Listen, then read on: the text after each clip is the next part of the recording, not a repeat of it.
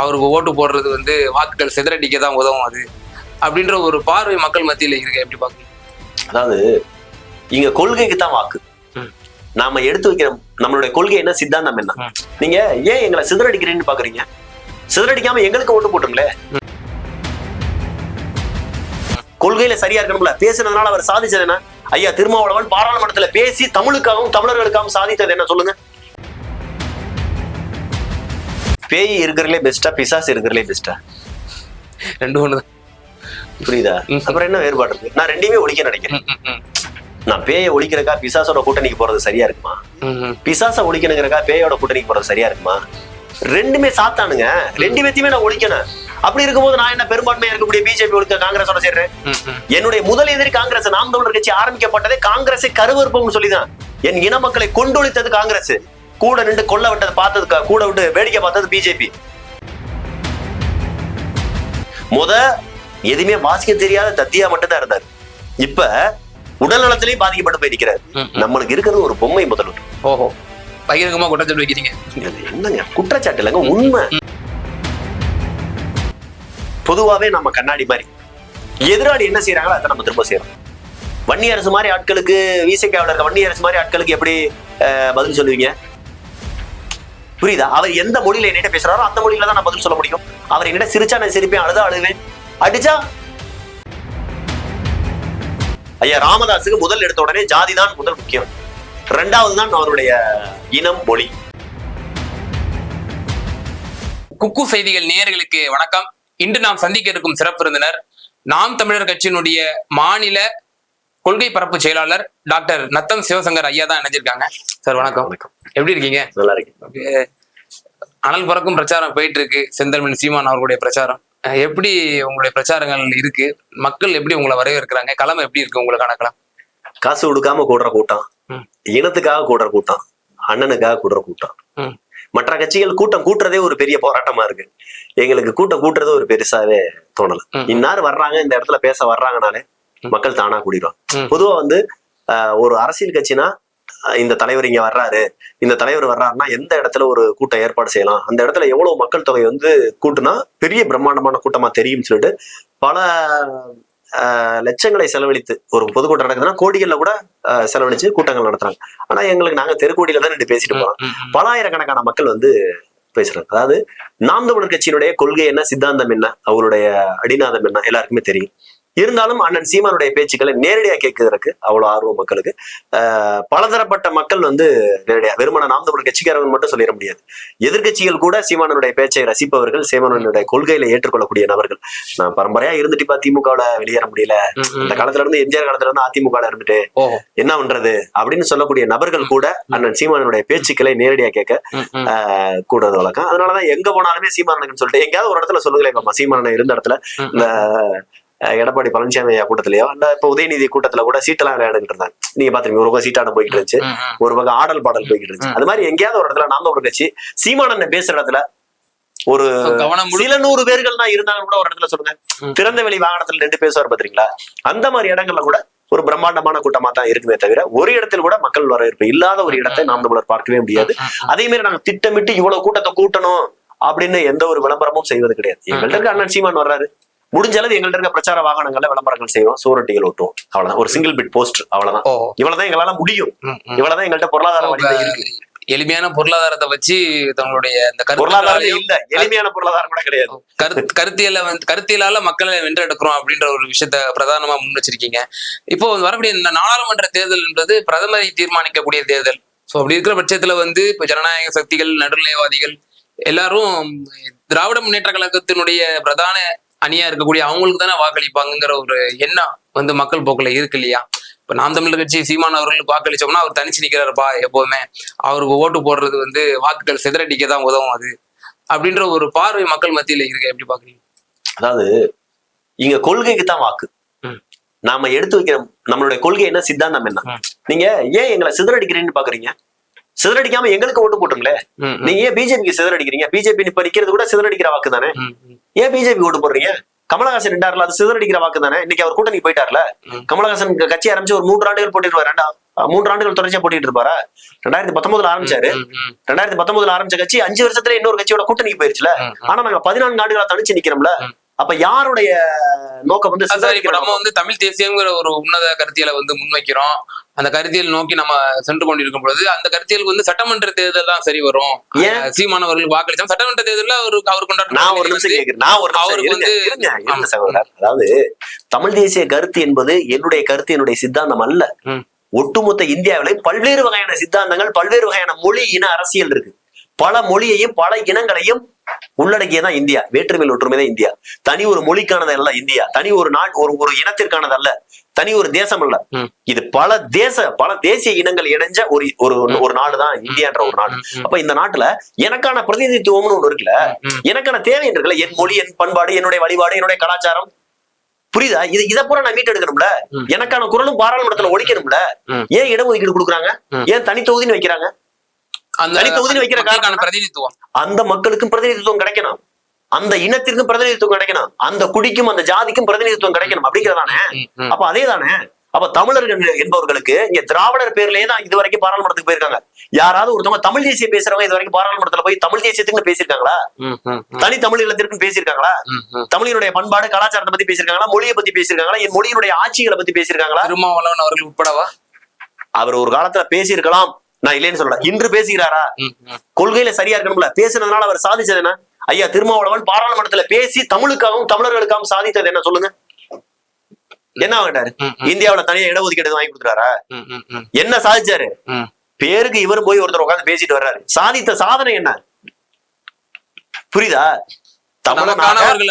தமிழனாக, தமிழுக்காக, தமிழ் இனத்திற்காக, தமிழ் பண்பாட்டிற்காக, ஈழத்தமிழர்களுக்காக. ஏன் ஈழத்தமிழனா? என் பக்கத்துல இருக்க தொப்புள் கொடி உறவு. அவனுக்கு ஒண்ணு நான் தான் அவனுக்கு நிக்கிறேன். எனக்கு ஒண்ணு வந்தா வருவான். இதற்காக இந்திய பாராளுமன்றத்துல யார் போய் பேசுவா? இதே நாம் தமிழர் கட்சி 40க்கு 40 வேட்பாளர் உள்ள இருந்தாங்கன்னா, 40 வேட்பாளர் பாராளுமன்ற உறுப்பினராக போய் இருந்தாங்கன்னா, என் ஈழ மக்களுக்கும் சரிசமமா இங்க இருக்க இரட்டை குடியுரிமை கிடைச்சிருக்குமா இல்லையா? இப்போ நம்ம நாம் தமிழர் திபெத்தியர்களுக்கு இங்க என்ன கிடைக்கும்? நம்ம நாம் தமிழ்ல இருந்து வரக்கூடிய எம்பிக்கள் வந்து காங்கிரஸுக்கும் ஆதரவு தெரிவிக்க போறது இல்ல, பாரதிய ஜனதாவுக்கும் ஆதரவு தெரிவிக்க போறது இல்ல. சோ இப்ப 2024 களம் எப்படி இருக்கு? இப்ப பாரதிய ஜனதாங்கிற ஒரு அறுதி பெரும்பான்மையான ஒரு கட்சி, அதை வீழ்த்தணும் அப்படின்னா எதிர்கட்சிகள் எல்லாம் ஓரணியில சேரணும். அதுக்கு குறிப்பா காங்கிரஸ் தேவைப்படும். நம்ம காங்கிரஸும் வேண்டாம், பிஜேபியும் வேண்டாம் அப்படின்னு சொல்லும் பொழுது அந்த எம்பிக்கள் ஏன் அவங்களுக்கு ஏன் நம்ம வந்து பிரதிநிதித்துவம் கொடுக்கணும்ன்ற மக்கள் மனத்துல ஒரு என்ன வருது இயல்பு தானே. இல்ல, பேய் இருக்கிறதுலே பெஸ்டா பிசாசு இருக்கிறதுலே பெஸ்டா? ரெண்டு ஒண்ணுதான். புரியுதா? அப்புறம் என்ன வேறுபாடு இருக்கு? நான் ரெண்டையுமே ஒழிக்க நினைக்கிறேன். நான் பேயை ஒழிக்கிறக்கா பிசாசோட கூட்டணிக்கு போறது சரியா இருக்குமா? பிசாச ஒழிக்கணுங்கிறக்கா பேயோட கூட்டணிக்கு போறது சரியா இருக்குமா? ரெண்டுமே சாத்தானுங்க. ரெண்டு பேத்தையுமே நான் ஒழிக்கணும். அப்படி இருக்கும்போது நான் என்ன பெரும்பான்மையா இருக்கக்கூடிய பிஜேபி ஒழிக்க காங்கிரஸோட சேர்றேன்? என்னுடைய முதல் எதிரி காங்கிரஸ். நாம் தமிழர் கட்சி ஆரம்பிக்கப்பட்டதே காங்கிரஸை கருவறுப்போம்னு சொல்லிதான். என் இன மக்களை கொண்டொழித்தது காங்கிரஸ். கூட நின்று கொல்ல விட்டது பார்த்தது, கூட விட்டு வேடிக்கை பார்த்தது பிஜேபி. கூடவே இந்த துரோகம் பண்ண திமுக. திமுக செய்த துரோகத்தை தட்டி கேட்காத அதிமுக. 4 பேர்த்தை நான் எப்படி தனித்தனியா பார்ப்பேன்? 4 பேர்த்தை எப்படி மன்னிப்பேன்?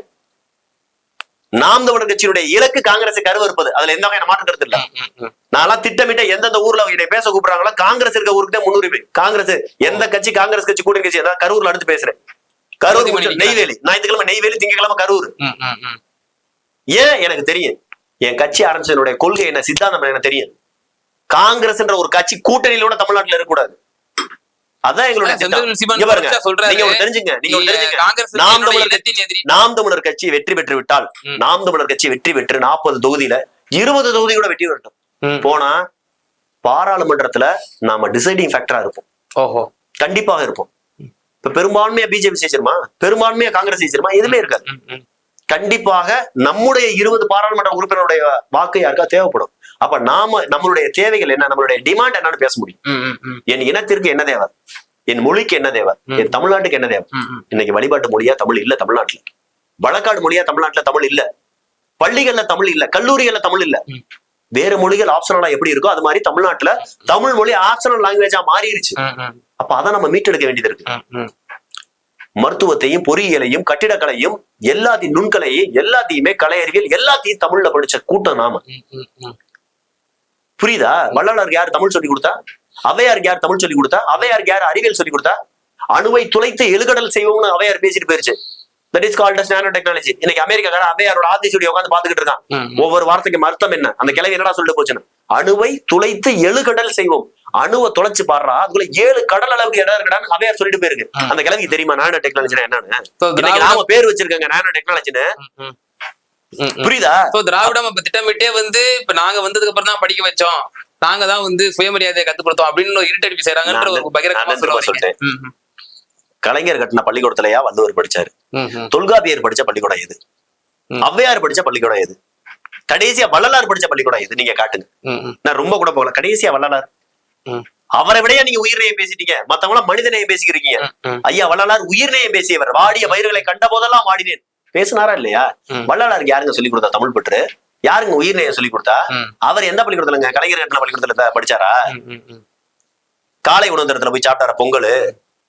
புரியுதா? இதெல்லாம் ஏமாற்று வேலை. நான் என்ன சொல்ல வரேன், நீங்கள் எதுவுமே செய்யலை நான் சொல்லல.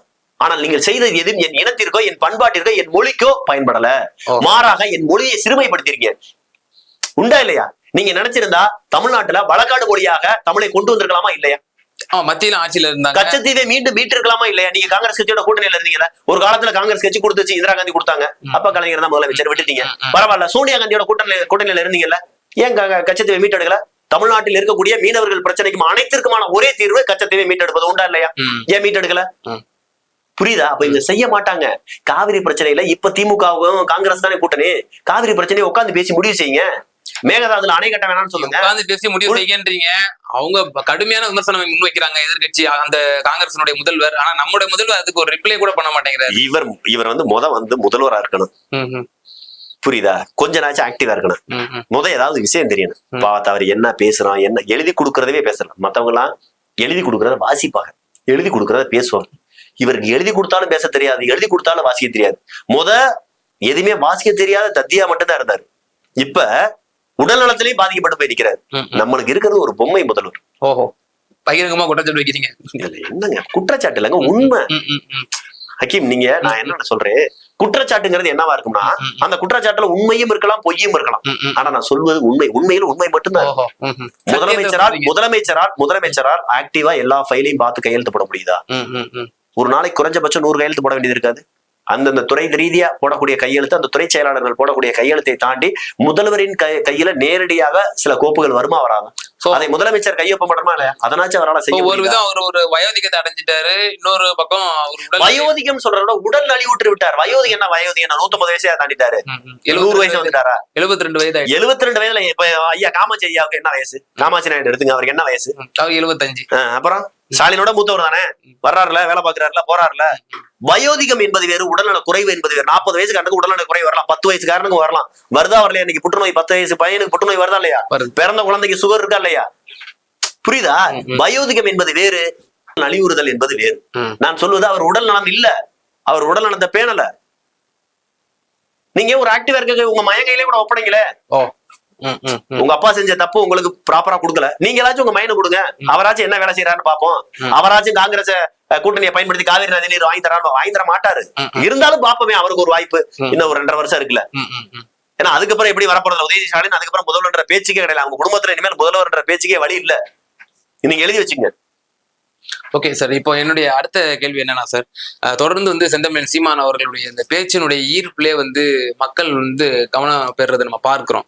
ஆனா தொடர்ச்சியா இப்ப சமீப காலமா பார்த்தோம் அப்படின்னா, செந்தமிழன் சீமான் அவர்கள் வந்து ஒரு நாகரிகமற்ற வார்த்தைகளை அவர் பயன்படுத்துறாரு. அவர் மட்டும் உங்க கேள்வியில பாதியை சொல்லி முடிச்சிடுறேன்.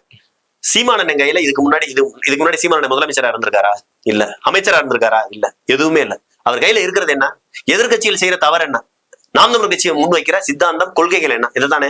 நாம் தமிழர் கட்சி ஆட்சிக்கு வந்ததுக்கு அப்புறம் அவர் செய்யாட்டி நீங்க சொல்லலாம், இப்போதைக்கு சொல்லத்தான் முடியும். ஆனால் மாறாக சொல்லியதை செய்யக்கூடியது. இப்ப நாளைக்கு நாங்க வந்து ஆட்சிக்கு வந்தோடனே பணமரத்தை திடீர்னு உருவாக்க முடியுமா? ஆனா கடந்த 10 ஆண்டுகளா 14 ஆண்டுகளா பனை விதைகள் நட்டுக்கிட்டே இருக்கு. பல கோடி பனை திட்டம்னு ஒரு திட்டத்தை வச்சு பல கோடி திட்ட பனை விதைகள் நட்டுக்கிட்டு இருக்கோம். அது எங்களுடைய சாதனை. ஒவ்வொரு கம்மாக்கரையில ஆலமரம், அரச மரம், பனைமரத்தை கொண்டு நட்டுக்கிட்டு இருக்கோம். அது எங்களுடைய சாதனை. எங்க கையில அதிகாரம் இல்ல, ஆனா பனைமரத்தை நடுறதுக்கு அதிகாரம் தேவையில்லை. எங்க கையில அதிகாரம் இல்ல, ஆலமரத்தையும் அரச மரத்தையும் மரக்கன்றுகளை இலவசமா கொடுக்கறதுக்கு நடுறதுக்கு அதிகாரம் தேவையில்லை. எங்கள்கிட்ட இருக்க குறைஞ்சபட்ச முதலீடு எங்கள்கிட்ட போதும். எங்கள்கிட்ட இருக்க கொஞ்சம் குறைஞ்சபட்ச ஒரு பொருளாதாரம் ஒரு இயக்கமாவே நாங்க அதை பண்ணிக்கிட்டு இருக்கோம். பல கோடி பணத்திட்டம் பண்றோம். ஒவ்வொரு பள்ளி கல்லூரியில இலவச மரக்கன்றுகள் கொடுக்குற, நாவல் பழம், அத்தி பழம், பலாப்பழம், நெல்லிக்காய், எல்லா மரக்கன்றுகளும் இலவசமா வீடுதோறும் இருங்க. நான் சொல்லிடுறேன், வீடுதோறும் மரக்கன்றுகள் நடணும்னு நாங்க வந்து சட்டம் போடல, ஆனால் இலவசமா கொடுத்து நட வைக்கிறோம். அது ஒரு ஆசை. உங்க கையில வேப்பங்கட்டை கொடுத்து வீட்டுல உடைய நட்டு வைப்பீங்களா? என்னங்க வேலையெல்லாம் வேப்ப மரம் முளைச்சு கிடக்குங்க, எதுக்குங்க வேப்ப மரம், எதுக்குங்க புங்க மரம் அப்படின்றீங்க. இதே உங்க கையில ஒரு நவாப்பழ மரத்தை கொடுத்தா, நாவல் பழ மரத்தை கொடுத்தா, ஒரு பலாப்பழ மரத்தை கொடுத்தா, ஒரு நெல்லிக்கனியோட மரத்தை கொடுத்தா, கண்டை கொடுத்தா, அந்த கண்டுகளை போய் நட்டு வைப்பீங்கல்ல. ஏன்? இதுல ஒரு பழம் கிடைக்கும், திங்கலாம். அந்த இடத்துலதான் நாம் தமிழர் கட்சி ஒவ்வொரு பள்ளிக்கூடமா போய், ஒவ்வொரு கல்லூரியா போய், ஒவ்வொரு வாணிப நிறுவனங்களையும் போய் இலவச மரக்கன்றுகளை கொடுக்குறோம். எப்படியும் இந்த கண்டுகுடி வீட்டுல நட்டு வச்சுரும் ஒரு மரமா உண்டாயிரோட பல ஆயிரம் மரங்களை இது வரைக்கும் இலவசமா கொடுத்துருக்கோம். நாங்க கை காசை போட்டு காசை வாங்கி ஒவ்வொரு கடைகளுக்கும், ஒவ்வொரு பள்ளி மாணவர்களுக்கும், கல்லூரி மாணவர்களுக்கும் இலவசமா கொடுத்துருக்கோம். அது எங்களுடைய சாதனை. எத்தனையோ கம்மாயில பல லட்சம் மரக்கள், பல லட்சம் பண விதைகளை நட்டு முளைச்சதை எடுத்து அடுத்து கவாத்து பண்ணி விட்டு எடுத்து வீடியோ போட்டுருக்கோம். எடுத்து வேணா போய் பாருங்க. வரிசையா அதெல்லாம் போட்டுருவோம் சார். இப்ப என்னுடைய கேள்வி என்னன்னா சார், இப்ப செந்தமிழ் சீமான் அவர்கள் வந்து தொடர்ச்சியா களப்பணியில இருக்காரு. அவர் ஒரு முதிர்ச்சியுள்ள அரசியல் தலைவர். அவர் அந்த மாதிரியான ஒரு முதிர்ச்சியுள்ள அரசியல் தலைவர் ஒரு மறைந்த தலைவர்களையோ அவர் திமுகவினுடைய தற்போது செயல்பாட்டையோ வந்து தரக்குறைவா அவரும் சரி, அவருடைய வேட்பாளர்களையும் சரி இப்ப வெறும் விமர்சிக்கும் பொழுது வெகுஜன மத்தியில வந்து ஒரு முகம் சுழிப்பு ஒரு விஷயம் ஏற்படுத்தாதாங்கிற ஒரு கேள்வி வருதுல்ல. நான் என்ன சொல்றேன், பொதுவாவே நம்ம கண்ணாடி மாதிரி எதிராளி என்ன செய்யறாங்களோ அதை நம்ம திரும்ப செய்யறோம். வன்னி அரசு மாதிரி ஆட்களுக்கு, விசிகாவில் இருக்க வன்னி அரசு மாதிரி ஆட்களுக்கு எப்படி பதில் சொல்லுவீங்க? புரியுதா? அவர் எந்த மொழியில என்னிட்ட பேசுறாரோ அந்த மொழியில தான் நான் பதில் சொல்ல முடியும். அவர் என்னிட்ட சிரிச்சா நான் சிரிப்பேன், அழுதா அழுவேன், அடிச்சா பலமா திருப்பி அடிப்பேன். புரியுதா? அவர் என்ன அடிச்சா நான் பலமா திருப்பி அடிப்பேன். அவ்வளவுதானே. நான் இந்த சமுதாயம் எனக்கு என்னத்தை தருதோ அதை மீண்டும் திரும்ப தர்றேன். மற்ற கட்சிக்கார என்னை மதிக்கல, என்னை அவமானப்படுத்தி பேசுறான். கருவாடு விற்கிற காளியம்மான்னு சொல்லும் போது நான் திரும்ப என்ன சொல்லுவேன்?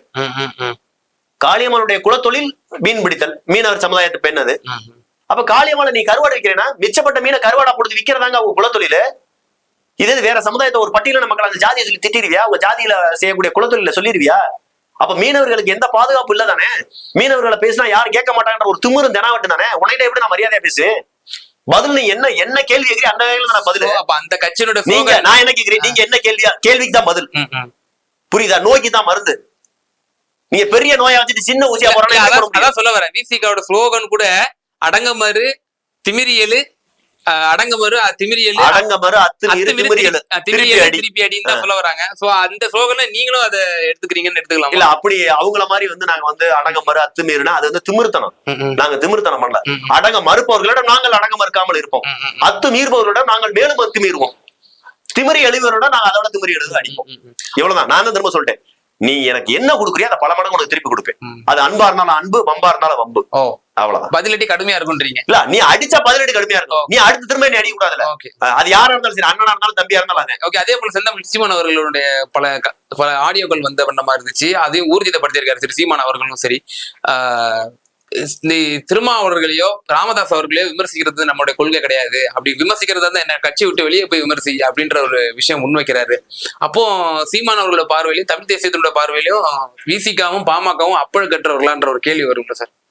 இல்ல அதாவது இங்க அப்பழுக்கற்றவர்களா இல்லைன்னு சொல்றதை விட அவங்க எல்லாம் தமிழர்கள்.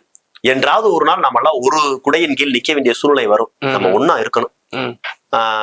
சூழ்நிலை காரணமாக அவர்கள் கட்சியை வளர்க்கணும், கட்சியை தக்க வைக்கணும், கட்சியை நடத்தணும் அப்படின்றக்காக வேற வழி இல்லாம அவர்கள் வந்து தங்களை கூட்டணிகளை கொண்டு போய் சேர்த்துறாங்க. அதான் சொல்றேன், காலத்தின் கட்டாயம். அவங்களால ஒரு கட்சி நடத்துறதோட கஷ்ட நஷ்டம் என்னன்றத சீமான உணர்றாருல. ஒரு கட்சி நடத்துறதோட கஷ்ட நஷ்டம் என்ன, வழி என்ன, வேதனை, கட்சியில இருக்கவங்களை எப்படி தக்க வச்சுக்கிறது, கட்சியில இருக்கவங்களை வழி நடத்துறது எப்படி, அதுல உண்டான செலவுகள் என்ன, ஒரு இன்டர்நெட் பில்லுனா என்ன, இபி பில்லுனா என்ன, வேற கட்சி நடத்தக்கூடிய அலுவலகத்துக்கான செலவீடுகள் என்ன, புரியுதுங்களா? அந்த இதுகளெல்லாம் சமாளிக்க முடியாம வேற வழி இல்லாம கட்சியை நடத்துவதற்காக ஒரு சில இடங்கள்ல கூட்டணிக்கு போயிடுறாங்க. 2 எம்எல்ஏ 3 எம்எல்ஏ போயிடுறாங்க. அப்படி இல்லாட்டி அவங்களும் அந்த கொள்கையோட இருந்திருந்தா நாம இந்த இடத்துக்கே வந்திருக்க வேண்டிய தேவையில்லை. அவங்க ஒரு காலத்துல ஆரம்பிக்கையில கொள்கையா தானே இருந்தாங்க, கொள்கைவாதிகளா தானே இருந்தாங்க. சூழ்நிலை காரணமா அப்படி மாறிட்டாங்க. மீண்டும் அவர்கள் நாம வந்து திமுக மாதிரி ஒரு அதிமுக மாதிரி பலமான சக்தியா நாம் தமிழர் வந்துட்டா நம்மளோட அவங்க வந்துடுறதுக்கான வாய்ப்புகள் இருக்கு. அப்ப அவங்கள தமிழர்களாகவும் அவங்க இதுக்கு முன்னாடி செஞ்ச ஒரு சில சேவைகளை பாக்குறாங்க. இதுக்கு முன்னாடி இப்ப அண்ணன் திருமாவளவன் ஆரம்பித்த புதியத்தில் தேசிய தலைவர் பிரபாகரனை கொண்டு சேர்த்த விதம், அப்போ அவருடைய கர்ஜனை, அவர் பேசிய விதம், அது எல்லாருக்கும் முடிச்சிருக்காங்க. நான் விடுதலை சிறுத்தைகள் அண்ணன் திருமாவளவனுடைய பேச்சுக்களை அந்த மேடைகளுக்கு கீழே மைக் செட்ல இருக்கு. அந்த மைக் செட்டுக்கு அடுத்து கொஞ்சம் ஸ்பேஸ் கிடக்கு, அதுல உட்காந்து கேட்டிருக்கேன். நான் சொல்ல திருமாவளவன் பேச்ச மேடைக்கு கீழே உட்காந்து ரசிச்சவர், சேர்ல எல்லாம் நான் சொல்ற தரையிலே உட்காந்து. அந்த அளவுக்கு சிறு வயதுல கல்லூரியில படிக்கல, கோவையில இந்த மாதிரிலாம் பாத்துருக்கேன். அப்ப அந்த அளவிற்கு ஒரு காலத்துல அவர் இருந்தவர் தான். ஒரு காலத்துல இன்னைக்கு சீமானனை எப்படி கர்ஜிக்கிறாரு, இது மாதிரி ஒரு காலத்துல அவர் இருந்தவர் தான். ஆனால் அதே நிலைத்தன்மையோட இல்லாம போயிட்டாங்களே, அதனாலதான் மீண்டும் ஒரு கட்சி தமிழ் தேசிய கட்சி வர வேண்டியதாச்சு. நாம் தமிழருடைய தேவை எங்க இருக்கு? இவர்கள் அனைவரும் தமிழர்களா நிக்காத போது, திராவிடர்களுடைய ஆரியர்களுடைய சேர்ந்து நிக்கும் போது இந்த தனித்துவத்தோட தமிழனா ஒருத்தர் நிக்க வேண்டியது இருந்துச்சு. அண்ணன் சீமானும் நாம் தமிழர் கட்சி. இப்போ திருமா அவர்களை பத்தி சொன்னீங்க, ராமதாஸ் அதே ஐயாவுக்கும் சமூகத்தை பிளவுபடுத்துற மாதிரி பல கருத்துக்கள் எல்லாம் முன் வச்சிருக்காரு. அப்ப கூட நம்ம கண்டிக்கலையே. இல்ல, நீங்க சமூகங்களை பிளவுபடுத்தும் போதுனா இப்ப தேர்தல் நாடக காதல் பத்தி பேசியிருக்காரு. இல்ல இதெல்லாம் சமூகத்தை பிளவுபடுத்துற மாதிரி அவர் ஒண்ணு தெரிஞ்சுக்க, அவருக்கு முதல் எடுத்தோடனே அவருடைய சமுதாயம் தான். ஐயா ராமதாஸுக்கு முதல் எடுத்த உடனே ஜாதி தான் முதல் முக்கியம், ரெண்டாவது தான் அவருடைய இனம், மொழி. அதுல அவர் ரொம்ப சரியா இருக்காரு. அவருடைய அளவுகோல்ல முதல்ல அவருக்கு தேவை அவருடைய சமுதாயம், ரெண்டாவது மொழி, ஈனம். இதுல ரொம்ப சரியா இருக்காரு. இன்றளவும் கூட அவருடைய சேனலை போய் பாருங்க, நடுவு நரசன் தான் சொல்லுவாங்க. அந்த தமிழினுடைய உச்சரிப்பு கூட தூய தமிழாக இருக்கும். இந்த சேனல் பாக்குறதுக்காக ஒரு கமர்ஷியலாம் பண்ணலாம் பண்ண மாட்டாங்க. கூட போட மாட்டாங்க. கலாச்சாரம் மீறாம, பண்பாடு மீறாம இன்றளவும் கூட அந்த கூத்துக்கள், தெருக்கூத்துக்களை எல்லாம் கூட போட்டுக்கிட்டு, மக்கள் தொலைக்காட்சி பாத்தீங்கன்னா தெருக்கூத்தெல்லாம் அதிகமா போட்டுக்கிட்டு அந்த தமிழோட பண்பாடு கலாச்சாரம் ஒரு சில இடங்கள்ல அவங்க வாணிபத்துக்காக எத்தனையோ சேனல் மாறிடுச்சு. அது மாதிரி கூட அவங்க மாறலாம். அப்படி ஒரு சில இடங்கள்ல அவங்களோட பிளஸ் இருக்கு, மைனஸ் இருக்கு. பிஜேபியோட கூட்டணி போவாங்க, திமுக கூட்டணி போவாங்க, அதிமுக கூட்டணி போவாங்க, காங்கிரஸோட கூட்டணி போவாங்க, எல்லா கட்சியோட கூட்டணி போவாங்க. அதான் அவங்களோட மைனஸ். ஆனால் அண்ணன் என்ன சொல்றாரு, சீமான் என்ன சொல்றாரு, ஆரம்பத்தில் அவர்கள் இருந்ததை பார்த்து அதற்காக அவங்களோட நான் அவர்களை பார்த்த காலத்தில் இது சரியா இருக்கும்னு நான் நம்பியிருக்கேன். என்றாவது ஒரு நாள் மீண்டும் அவர்கள் சரியாக நம்மோடு வருவார்கள், தமிழ் தேசியமாக வருவார்கள், தமிழ் தேசியத்திற்காக, இனத்திற்காக, மொழிக்காக வந்து நிற்பார்கள். ஆனா திரும்ப அவர்கள் சொல்றாரு, பாமக இருக்கக்கூடிய இடத்துல நான் இருக்க மாட்டேன், பாமக பிஜேபி இருக்கக்கூடிய இடத்துல அப்படின்னு வலுவா சொல்றாரு, உறுதியா சொல்றாரு. இதுக்கு முன்னாடி பாமகவோட சேர்ந்து அவர் இருக்கலையா? இருந்தாரா இருக்கலையா? இல்ல, பாரதிய ஜனதா கூட இருந்திருக்காரு. நான் கேக்குறது, அண்ணன் திருமாவளவன் பாமக இருந்த திமுக கூட்டணியில் இருந்தாரா இல்லையா? ஒன்றாக சேர்ந்து தேர்தல் பிரச்சாரம் செய்தாரா இல்லையா? அதே மாம்பழ சின்னத்திற்கு ஓட்டு கேட்டாரா இல்லையா? இல்ல சார், நம்ம முந்தைய வரலாறு நம்ம பேசணும் அப்படின்னா நம்மளும் சொன்னோம், இலை மலர்ந்தால் ஈழம் மலர்னு. அப்ப இது அந்த நிலைப்பாடு, இலை மலர்ந்தால் ஈழ மலர்னு சொல்லி நான் ரெட்டலையில போட்டிட்டேனா? நான் ஒண்ணு சொல்றீங்க, எனக்கு நான் ஒரு நிமிஷம் நான் சொல்றேன். நான் அந்த காலகட்டத்தில் நாம் தமிழருடைய சூழ்நிலை என்னவாக இருந்தது, நான் அந்த நிக்கையில அப்பதான் ஆரம்பம். நான் எழுந்து நிக்கும் போது என்னை சுத்தி வெறும் கல்லு, முள்ளு, பீ, மூத்திரம்னு கிடக்கு. நான் வெறுங்காலோட நிக்கிறேன். ஆனால் என்னுடைய இலக்கு என் கண்ணுக்கு தெரியுது. அவ்வளவு தூரத்துல நான் போயிட்டேன்னா என் கால்களை பாதுகாப்பா அங்க போய் சேர்ந்துட்டேன்னா, இந்த கல்லு, முள்ளு, இந்த பீங்க, இந்த மாதிரியான சேறு சகதியில இருந்து இந்த இடத்துல நான் போய் சேர்ந்துட்டேன்னா அதற்கு பிறகு நான் வெறுங்காலோட நடந்துட முடியுன்ற நம்பிக்கை இருக்கு. அப்ப அந்த இடத்துல எனக்கு கிடைச்ச ஒரே ஒரு ஆயுதம், ஒரு பிஞ்சு போன செருப்பு. அந்த செருப்பை மாட்டிக்கிட்டு நான் அந்த இடத்த முடிய போனேன். ஆனால் எனக்கு தெரியும் இந்த பிஞ்ச செருப்பு காலம் முழுக்க எனக்கு பயன்படாது. அதே நேரத்துல இந்த சேரு சகதியும் முள்ளும் கல்லும் ஒரு கொஞ்சம் தூரத்துக்கு அப்புறம் இருக்காதுன்னு எனக்கு தெரியும். அதற்காக இந்த பிஞ்ச செருப்பு பயன்படுத்தி, இது ஒரு உதாரணமா சொல்றேன். அதுக்குன்னு நீங்க ரெட்டலையும் திமுக அதிமுகவே பிஞ்ச செருப்புன்னு சொல்றீங்கன்னு சொல்லுவாங்க. அது முடிவு செய்ய நான் ஒரு உதாரணம் சொல்றேன். அப்ப அந்த காலகட்டத்தில் எனக்கு எந்த பிடிப்புமே இல்லாத காலகட்டத்தில் அந்த கட்சியுடைய தலைமை அம்மையார் ஜெயலலிதா எங்களுக்கு கொடுத்த, அண்ணன் சீமானு கொடுத்த வாக்குறுதி, அந்த ஒரு வாக்குறுதி நம்ம வேற வழியே இல்லை. யாருமே இல்லாத ஒரு இடத்துல யாராவது ஒருத்தர் காப்பாத்துறேன்னு சொல்லும் போது அவங்களை நம்பித்தானே யாருமே இல்ல. நான் அகண்ட பெரிய பள்ளத்துக்குள்ள கிடக்குறேன். அண்ணாந்து பார்த்தா ஒருத்தன் கூட இல்ல, ஒரே ஒருத்தன் வந்து நான் அவனை காப்பாத்துறாங்கிறேன், வேற வழியில அவன்கிட்ட கை கொடுக்குறேன். அவனும் என்னைய கையை விடுறான்னா நான் என்ன செய்ய, மீண்டும் செய்யமாத்தான் நான் தப்பிச்சு வர வேண்டியது. அது மாதிரிதான் இது அன்றைய காலகட்டத்தில் வேற வழி இல்லாம செஞ்சேன். ஆனால் நான் என்ன கேட்கிறேன், இன்றைக்கு திமுகவும் அதிமுகவும் காங்கிரசும் பிஜேபியும் நாம் தமிழர் கட்சியை கூட்டணி கூப்பிடுதா இல்லையா? பேச்சுவார்த்தை, எத்தனை பேச்சுவார்த்தை, எவ்வளவு அழைப்புகள். நாங்க பிழைப்புக்காக 2 எம்எல்ஏக்காக 4 எம்எல்ஏக்காக திருமாவளவன் மாதிரி பிஜேபியோட கூட்டணிக்கு போகல. 2001 மாதிரி அண்ணன் திருமாவளவன் மாதிரி ஐயாவோட ராமதாஸோட சேர மாட்டேன்னு சொல்றாரு. ஏற்கனவே சேர்ந்து 2 களமாடி இருக்காரு.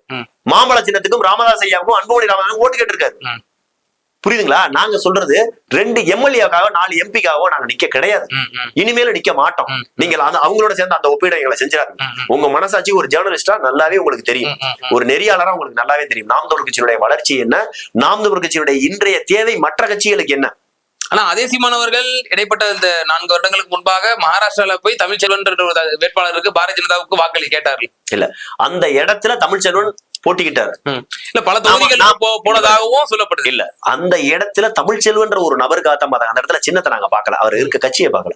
தமிழ்ச்செல்வன் என்ற ஒரு நபர், தமிழ்ச்செல்வன் என்ற ஒரு நபர் இல்ல மராட்டிய மாநிலத்தினுடைய தமிழர்களுக்கு ஒரு பாதுகாப்பா இருப்பாரு சார். இது எப்படின்னா, கலைஞர் ஒரு வாஜ்பாயோட கூட்டணி நிற்கும் போது right person in wrong party அப்படின்னாரு. அந்த அளவுகள் வச்சீங்களா?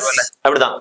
என்ன சார் சரியான நபர் அந்த தனிநபரால அந்த அவங்களோட அந்த கொள்கை மீறி அவரால் செயல்பட்டு நான் என்ன சொல்ல வரேன் தெரியுமா, அந்த இடத்துல குறைந்தபட்சம் அவருக்கு கொள்கையோட சேர்த்து கூட என் தமிழர்களுக்கு ஒரு பாதுகாப்பா அவர் இருப்பார், ஒரு அரணா இருப்பார், தமிழர்களுடைய தேவைகளை பூர்த்தி செய்ய வேண்டியது. அது நம்ம மாநிலம் கிடையாது, நம்ம பொழைக்க போன ஊர்.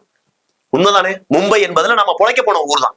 அப்ப பொழைக்க போன ஊர்ல நம்மளுக்கான ஒரு குறைந்தபட்ச, அதாவது மினிமம் சேஃப்டின்னு சொல்லுவோம், ஒரு குறைந்தபட்ச பாதுகாப்பாக தமிழ் செல்வன் இருப்பாரு அப்படிங்கிறக்கா அன்னைக்கு போய் பிரச்சாரம் பண்ணமே தவிர காசுக்காகவோ பணத்துக்காகவோ 2 சீட்டு பிஜேபி கூட்டணிக்காகவோ அண்டர் கிரவுண்ட் டீலிங்ல திமுக மாதிரியோ நாங்க இருந்தது கிடையாது. இதே கேள்விகளை நீங்க திமுக கேட்பீங்களா? சிஏஏ என்ஆர்சி ஏன் எதிர்த்து வாக்களிக்கிற, ஏன் புறக்கணிச்சுட்டு வெளியில வந்தீங்க, வெளிநடப்பு செஞ்சீங்க, உள்ள இருந்து வாக்களிச்சிருக்க வேண்டியதான? எதிர்த்து மக்களவையில எதிர்த்து வாக்களிச்சாங்க, மாநிலங்களவையில வாக்களிச்சாங்க, மக்களவையில வெளிநடப்பு. நான் கேட்கறது ஏன் மக்களவையில பண்ணீங்க, வெளிநடப்பு பண்ணீங்க, மாநிலங்களவையில வாக்களிச்சீங்களா, அதே மாதிரி இங்க எதிர்த்து வாக்களிக்க வேண்டியதானே? புரியுதா? உங்களுடையது வெளிநடப்பு என்பது கூட மறைமுக ஆதரவு தான். என்றுமே திமுக என்பது பிஜேபிக்கு மறைமுக ஆதரவு தான். அதை எப்பயாவது இஸ்லாமியர்கள் உணர போறீங்களா? தமிழ்நாட்டுல இருக்க இஸ்லாமியர்கள் எப்போதுமே பொதுவா நீங்க இஸ்லாமியர் இருக்கா சொல்லலாம் சகோதரர், எனக்கு தெரியும் நீங்க அரபில இருந்து வந்தவங்களா, அரபு நாட்டுல இருந்து வந்தவங்களா? நாங்க இங்க தலைமுறை நாங்களும் தமிழ் குடியாதான் இருந்திருக்கோம். என்னோட எனக்கு நீங்க மாமனா இருந்திருக்கலாம், மச்சானா இருக்கலாம், அங்காளியா இருந்திருக்கலாம், பங்காளியா இருந்திருக்கலாம், ஒண்ணு விட்ட சகோதரா இருந்திருக்கலாம், ஏதாவது நடந்திருக்கலாம்ல. இதே ஊர்ல பிறந்த ஏதோ ஒரு தமிழ் குடி தானே நீங்க. மார்க்கம் அங்க இருந்து வந்துச்சு, இங்க இருக்க ஜாதி ஏற்றத்தாலும் பிடிக்காம மார்க்கத்துல போனீங்க, அல்லது இங்க இருக்க வழிபாடு பிடிக்காம அந்த மார்க்கம் எடுத்துட்டு போயிருப்பீங்க. அதானே உண்மை. மார்க்கம் தான் இங்க வந்துச்சு, நீங்க ஒண்ணு அரபு நாட்டுல இருந்து வர கிடையாது. அப்ப நீங்க யாரு? என்னுடைய சகோதரர்கள். உங்களுக்குன்னு சுய சிந்தனை இருக்குல்ல. 60 ஆண்டு காலமா பாக்குறீங்களா திமுக லட்சணம் என்னன்னு, காங்கிரஸோட லட்சணம் என்ன? என்ஆர்சி சிஏக்கு எதிராக திமுக செஞ்ச வேலை என்ன? கருணாநிதி சிலை திறக்க வெங்கைய நாயுடு கூப்பிட்டாங்களா, கூப்பிடலையா? வெங்கைய நாயுடு பிஜேபியுடைய மூத்த தலைவரா இல்லையா, முன்னாள் அமைச்சரா இல்லையா? டெல்லியில நடக்கக்கூடிய திமுகவினுடைய அலுவலகத்தை திறக்கிறதுக்கு திமுக கட்சிக்காரங்க எல்லாரும் சேர்ந்து பிஜேபியுடைய தலைவர்களை சிறப்பு விருந்தினரை கூப்பிட்டாங்களா இல்லையா?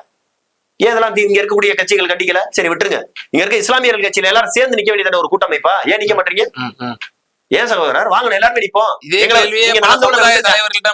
நீங்க எங்களை விட்டுருங்க, நாம் தமிழரை விட்டுருங்க. நாம் தமிழருக்கு நீங்க வாக்களிக்காதீங்க, இறைவன் படைச்ச இறைவன் நோம்பு. நாளைக்கு உங்களுக்கு ரமணான் வாழ்த்துக்கள். உங்களுக்கு தெரியும், நோம்பு இருக்கிற உங்களுக்கு தெரியும், மனசாட்சி தெரியும், பரவாயில்ல இருந்துட்டு போங்க. நீங்க எல்லாம் ஏன் ஒட்டுமொத்த கிறிஸ்தவர்களும் சேர்ந்து இந்த தொகுதியில கிறிஸ்தவ மக்கள் பெரும்பான்மை, நாங்க இந்த தொகுதியில தனிச்சு போட்டிடுறோம், திமுக வேண்டாம் அதிமுக வேண்டாம், நிலுங்க பாப்போம். ஒட்டுமொத்த இஸ்லாமியர் கட்சி ஒரு 10 கட்சி 20 கட்சி இருப்பீங்களா? 20 கட்சி இயக்கங்கள்லாம் சேர்த்து போராட்ட இயக்கங்கள், வாக்கு அரசியல் இல்லாத இயக்கங்கள் 20 இஸ்லாமியர் அமைப்புகள் இருப்போமா? நாம எல்லாருமே சேர்ந்து, நான் தமிழர், நாம் தமிழ் கட்சியோட ஒதுக்கிறேன். 20 இஸ்லாமியர் அமைப்பும் சேர்ந்து ஒரு 5 தொகுதியை தேர்ந்தெடுத்து போட்டியிடுங்க. 5 பாராளுமன்ற தொகுதி எடுத்து. திமுக கூட்டணிக்கு போகாதீங்க, அதிமுக பிஜேபி காங்கிரஸ் கூட்டணிக்கு போகாதீங்க, நில்லுங்க பாப்போம். எல்லா இடத்துலயும் ஒரு 8 பேர் இருப்பேன் சகோதரர். வேலூர் இப்ராஹிம் யாரு? பாய் தானே, இஸ்லாமியர் தானே. ஏன் பிஜேபி பின்னாடி நிற்கிறாரு? ஏன்னா அவருக்கு ஒரு தேவை இருக்கு. அதே மாதிரிதான் அண்ணன் ஜவஹர்லாலுக்கு ஒரு தேவை இருக்கு, எஸ்டிபிஐ கட்சிக்கு ஒரு தேவை இருக்கு. புரியுதுங்களா? இங்க இருக்கிற எல்லா பேருமே உங்களை மாதிரி ஒரு மார்க்கம்ன்ற ஒண்ணு நினைச்சுக்கிட்டு மார்க்கத்துக்கு முக்கியத்துவம் கொடுத்து இருக்கிற நபர்கள், தனிநபர் ஆதாயத்துக்காக செயல்படுறாங்க, அரசியல் லாபத்திற்காக மார்க்கத்தினுடைய ஒற்றுமையை விட்டுட்டு போறவங்க தான் இன்னைக்கு இருக்கிறாங்க இங்க இஸ்லாமிய தலைவர்களா. உண்டா இல்லையா? ஒண்ணு சேர்த்து உட்கார வச்சிருக்கீங்களா? நாம எல்லாரும் ஒரே கூட்டணிங்க இல்ல, எல்லா பேரும் சேர்ந்து ஒட்டுமொத்தமா திமுக கூட்டணிக்கு போங்க. எல்லா பேரும் ஒட்டுமொத்த இஸ்லாமிய கட்சியை சேர்ந்து அதிமுக கூட்டணிக்கு போங்க. சுயநல கூட்டமா இருக்கு இன்னைக்கு இஸ்லாமியர்கள் கட்சி. இஸ்லாமியர்களை வச்சு அரசியல் செய்யக்கூடிய இஸ்லாமிய அரசியல் கட்சி தலைவர்கள் என்பவர்கள் சுயநலத்தின் கூடாரமா இருக்காங்க. இவர்களுக்கு இஸ்லாமியருடைய மார்க்கத்தையோ அவருடைய பண்பாட்டையோ வழிபாட்டையோ சுதந்திரமான வாழ்க்கையோ வாங்கி கொடுக்கின்ற தேவை அவர்கள். இந்த பாபர் மசூதி இடிப்புக்கு பிறகு கணிசமா இஸ்லாமியர்கள் இந்த அரசியல்ல ஈடுபடுறதே குறைஞ்சு போச்சு. ஈடுபடாம போனீங்கன்னா உசிரே வாழ முடியாது. புரியுதா? ஈடுபடாம, அரசியலுக்கு ஈடுபடாம இருக்கக்கூடிய இஸ்லாமியர்களோ கிறிஸ்தவர்களோ தமிழர்களோ சைவர்களோ இந்துக்களோ யாராக இருந்தாலும் அரசியலை நீங்க புறக்கணிச்சீங்கன்னா நீங்க வாழவே முடியாது. அரசியல் உங்களை புறக்கணிக்காது. அரசியலை நீங்கள் எதிர்கொண்டு அதுல நீங்க வாழ்ந்தீங்கன்னா, அதில் வெற்றி பெற்றால் அரசியல் உங்களுடையதாக மாறும், உங்கள் இனத்திற்கு அது பயன்படும். ஓகே சார், இறுதியான என்னோட எந்த குறுக்கீடு இல்லாம ஒரு நிமிட காலம் இந்த நேயர்களுக்கு இந்த வரக்கூடிய நாடாளுமன்ற தேர்தலில் ஜனநாயக சக்திகள் நடுநிலைவாதிகள் எப்படி வாக்களிக்கணும், மக்கள்கிட்ட நீங்க எப்படி கோரிக்கை வைக்கிறீங்கன்றத என்னோட குறுக்கீடு இல்லாம நீங்க சொல்லலாம். கண்டிப்பா. தமிழ்நாட்டுல இருக்க என் தாய் தமிழ் உறவுகள் எல்லார்ட்டையும் நான் உங்கள்கிட்ட ஒரே ஒரு வேண்டுகோளை வைக்கிறேன். எங்களை நீங்க பல்வேறு இடங்கள்ல பார்க்கலாம், நாம் தமிழர் பிள்ளைகளை பல்வேறு இடங்கள்ல பார்க்கலாம்.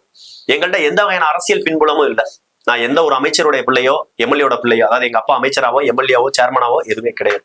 நான் ஒரு எளிய பிள்ளை. நான் படிக்கிற காலத்துல எனக்கு அரசியல் ஆர்வம் வருது. என் தந்தையார் ஒரு கட்சியில ஒரு மிகப்பெரிய பொறுப்புல இருந்த நபர், திமுகவில் இருந்தார். என் தாத்தா காங்கிரஸ்ல ஒரு பெரிய பொறுப்புல இருந்த நபர்கள். இன்றளவும் என் ஊர்ல நட்சத்திர கேட்டீங்கன்னா அவர்களுக்குன்னு காங்கிரஸ் பின்புலம், அவர்களுக்கான திமுக பின்புலம் இருக்கும். ஆனால் நாங்கள் படிக்கிற காலத்துல ஈழப்படுகொலையை பார்த்து, ஈழத்தில் நடந்த இனப்படுகொலையை பார்த்து அதுக்காக குரல் கொடுக்க வந்த ஒரு இளைஞர் பட்டாளம். கடைசியா அனைத்து வகையான துன்பப்பூட்டுகளுக்குமான சாதி ஆட்சி அதிகாரத்தை கைப்பற்றுவதுதான் அண்ணல் அம்பேத்கர் சொன்னதை நினைச்சிட்டு எப்படியாவது இந்த இனத்திற்கு, இந்த மொழிக்கு, இந்த பண்பாட்டிற்கு, இந்த தமிழ் மண்ணிற்கு, இங்க வாழக்கூடிய மக்களுக்கு, இந்த வாழக்கூடிய அனைத்து உயிர்களுக்குமான அரசியலாக, அதாவது மனிதர்களுக்கான அரசியலா இல்லாம மனிதநேயம் பேசாமல் உயிர்நேயம் பேசிய ஒரு அரசியல் கட்சியாக நாம் தமிழர் கட்சி உருவெடுத்துச்சு. தொடர்ச்சியா நாங்க அதுல பயணிக்கிறோம், அதுல நிக்கிறோம். நாங்க உங்கள்கிட்ட வைக்கிற ஒரே ஒரு கருத்து, எல்லாத்தையும் ஒப்பீடு செஞ்சு பாருங்க. 60 ஆண்டு காலமாக இந்த அரசியலை பாக்குறீங்க. நீங்க முதல் தலைமுறை வாக்காளர்களா முத வாக்கு செலுத்துறதுல இருந்து இன்னைக்கு 10 தடவை தேர்தலில் ஓட்டு போட்டுக்கலாம், 20 தடவை தேர்தலில் ஓட்டு போட்டுக்கலாம், என்ன வேணாலும் நடக்கலாம். ஆனால் நாங்க சொல்றது எல்லாத்தையும் நீங்க பார்த்து முடிச்சிட்டீங்க, எல்லா கஷ்ட நஷ்டத்தையும் பார்த்துட்டீங்க. ஆனால் இன்னும் வரைக்கும் எந்த கஷ்டமும் தெரியல. அரசியல் என்பது வியாபாரம் ஆகி போச்சு.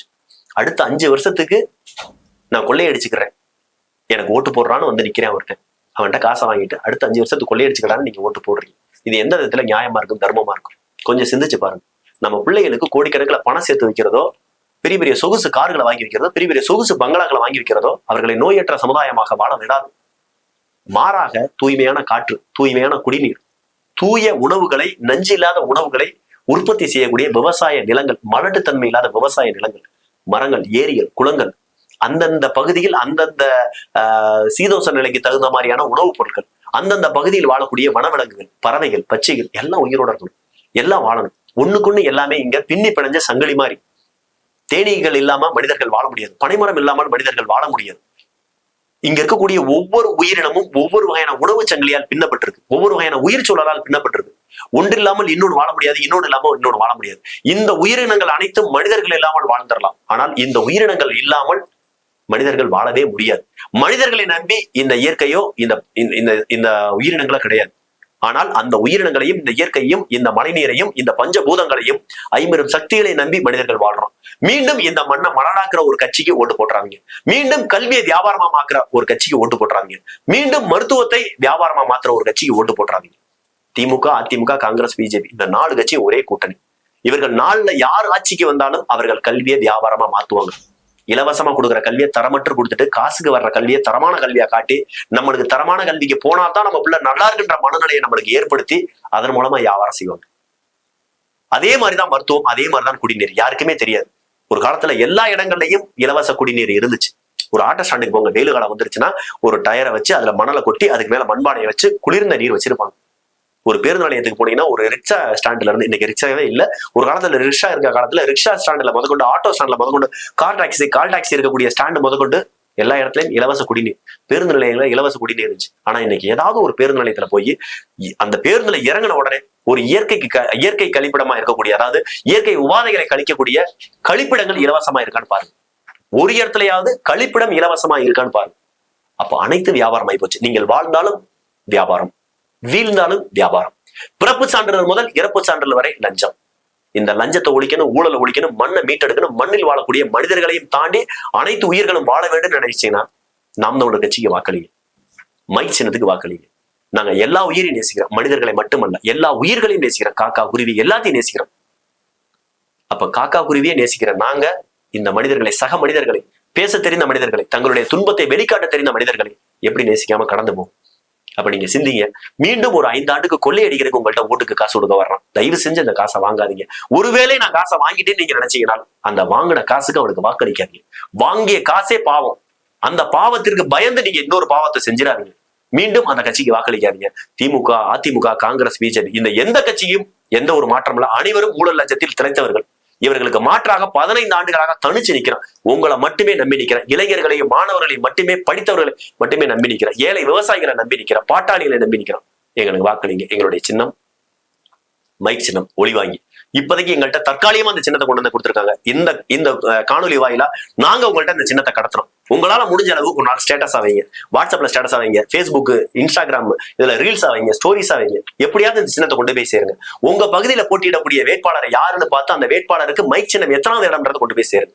எல்லாத்துலயும் ஒப்பீடு செஞ்சுதான் ஒரு பொருளை வாங்குறோம். ஒரு சட்டையோ, ஒரு உணவோ, ஒரு ஃபேண்டோ, ஒரு சட்டையோ, ஒரு நகநட்டோ, எந்த பொருள் வாங்கினாலும் பல இடங்கள்ல ஒப்பீடு செய்யறோம். எந்த பிராண்ட் நல்லா இருக்கும், எந்த கடை நல்லா இருக்கும், எந்த உணவு நல்லா இருக்கும் அப்படின்னு எல்லாத்துலயும் சிறந்ததா தேர்ந்தெடுக்கிற நாம தலைவர்களையும் சிறந்தவர்களா தேர்ந்தெடுங்க. அந்த தலைமை என்பது நாம் தமிழர் கட்சியாகவும் அண்ணன் சீமானமாகவும் இருப்பார் என்ற நம்பிக்கை எங்களுக்கு இருக்கு. நீங்க எல்லா கட்சியோட ஒப்பிட்டு நாம் தமிழர் கட்சியை ஒப்பிட்டு பாருங்க. கண்டிப்பாக இதுதான் இளைஞர்கள் பட்டாளமாக இருக்கக்கூடிய கட்சி. ஒரு மாற்றத்தை ஏற்படுத்த துடிச்சுக்கிட்டு இருக்க ஒரு கட்சி. எங்களுக்கு ஒரே ஒரு வாய்ப்பு கொடுங்க. ஒரே ஒரு தடவை எங்களுக்கு ஒரு வாய்ப்பு கொடுங்க. கண்டிப்பாக இவர்களுக்கு வாக்களித்தால் இது சரியாக இருக்கும் என்பதை நாங்கள் மீண்டும் மீண்டும் நிரூபிப்போம். நன்றி, வணக்கம். நாம் தமிழர்.